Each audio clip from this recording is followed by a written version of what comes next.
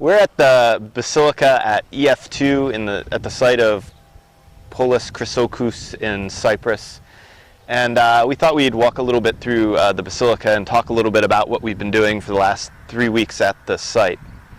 The project that we've been engaged in is probably not what most people think of when they think of archaeology. A lot of times when they think of archaeology, they imagine digging a big hole and finding, gold or whatever.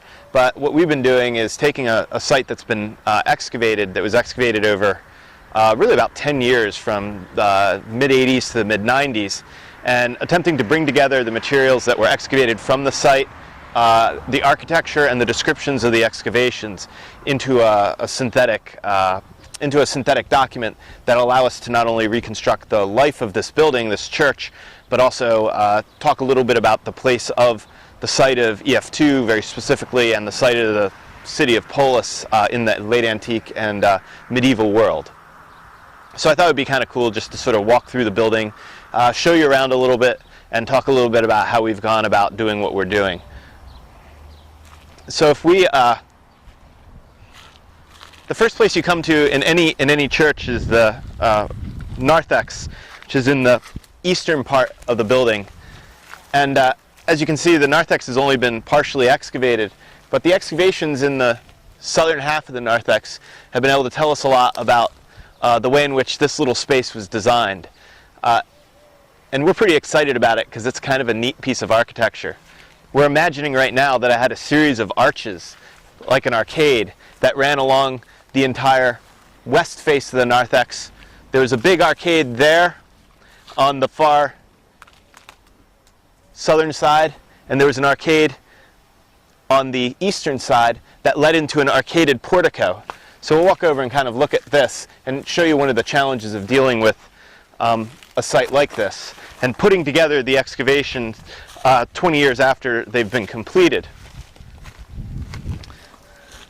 So we're walking now from the narthex proper into what would be the southern portico, and you can see that the arches aren't standing, obviously, and that they've been walled up at some point in the past. So if you can see this stone here marks one side of what would have been, what we think now at least, would have been an arched opening. As we head to the east, we are walking into an area now that we think would have been a portico. And this is one of the challenges of dealing with this building. The portico is not only gone in that it's fallen down, but also been excavated away. So we've had to look through the notebooks really carefully that describe how this part was excavated and use those to reconstruct what was there, not only in the past, as in the ancient past, but also what was there when this building was first excavated. If we walk through this wall, we're standing in the south aisle of the building, and you can see that most of the walls that we have at our church are simply foundations. And we've been able to go back through the notebooks and reconstruct how these foundations were brought to light. And of particular interest are the deposits below the foundations or below existing floor levels. I'm probably standing on a floor level in the life of the church right now, but if I were to walk over here, I'm now standing below that floor level. And excavations below these floor levels have allowed us to reconstruct the chronology of the building. Our ceramicist, who you've met in other of our fantastic video productions, reads the ceramics that were used in the bedding under the floor in particular, and these ceramics have given us a date after which the top of the floor had to be laid. In other words, if there's a piece of pottery from the 6th or 7th century under the floor, we know that the floor itself has to date to some point after the 6th or 7th century. As we walk up the nave, we'll point out a couple other little features that we've been working on attempting to date.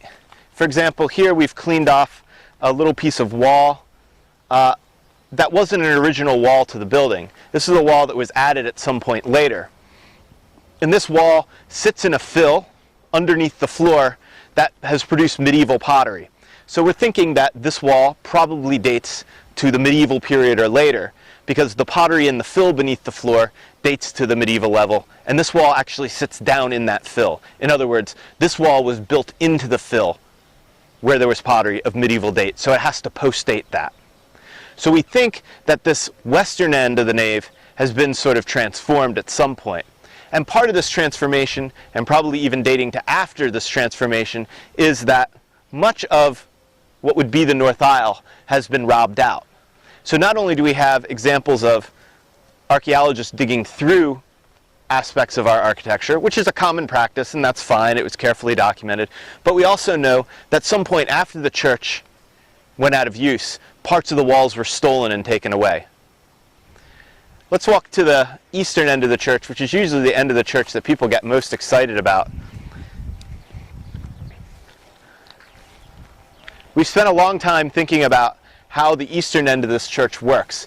The eastern end of an early Christian church or a Byzantine or medieval church is the most sacred part of the building, and often it's the most architecturally complex.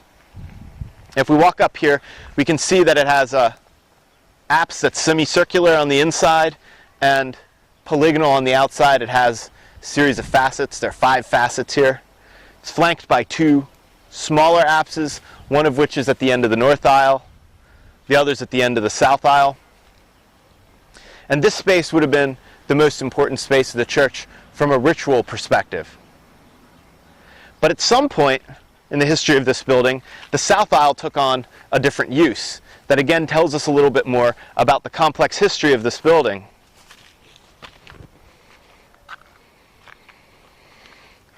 The south aisle received a series of burials, the earliest probably being occurring within the first 150 or 200 years of the building.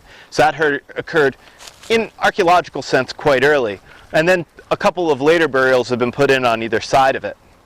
And we think that at some point the south aisle went away as part of the ritual space of the building and maybe was turned into a space that was dedicated to burials. And so we think that the church in general underwent a transformation at some point in its life and began to be much more important as a place for burial than perhaps even as a place for worship.